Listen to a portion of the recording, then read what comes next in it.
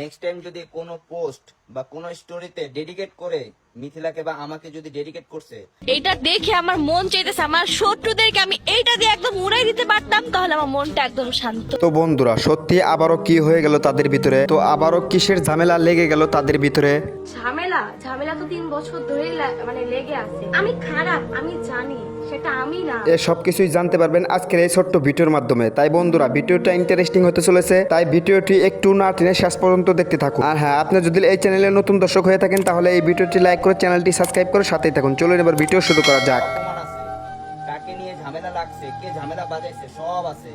বলতেছে কি আমি নাকি মেহেদী মামাকে সরাইছি।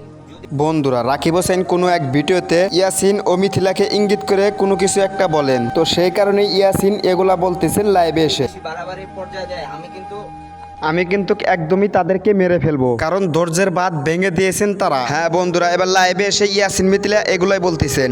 ধৈর্য কিন্তু মানুষের বেশি দিন টিকে থাকে না। ফাইজলামি ওরা বন্ধ করো, নাহলে থাপড়ায়া খানসাপট্টি লড়াই ফেলাবো। এটা আবার তোমাদেরকে বলে না, ভিউয়ার যাকে বলেন তাকেই বলছে। তো মিথিলা বলতেছেন যে ভিউয়ার্স, এটা তোমাদের বলা হয় নাই, যাদের বলা হয়েছে তারা ঠিকই বুঝে গিয়েছে। তাই তো দর্শকরা ঠিকই বুঝে গিয়েছেন যে এটা রাকিব অন্তরাকে বলতেছে। তো এই বিষয়টা নিয়ে অন্তরা কি বললেন চলুন শুনে নেওয়া যাক। দেখে আমার মন চাইতেছে আমার শত্রুদেরকে আমি এইটা দিয়ে একদম উড়াই দিতে পারতাম, তাহলে আমার মনটা একদম শান্ত। শত্রুদের নাকি কামান দিয়ে উড়াই দিবে, মা গোমা। তো বন্ধুরা, দোষটা আসলে কার ছিল? বন্ধুরা, নেক্সট ভিডিও পেতে চাইলে আমাদের এই চ্যানেলটি সাবস্ক্রাইব করে রাখতে পারেন, কেননা রাকিব হোসেন টিমের সকল বিস্তারিত আপডেট সবার আগে আমরা এই চ্যানেলের মাধ্যমে দিয়ে থাকি।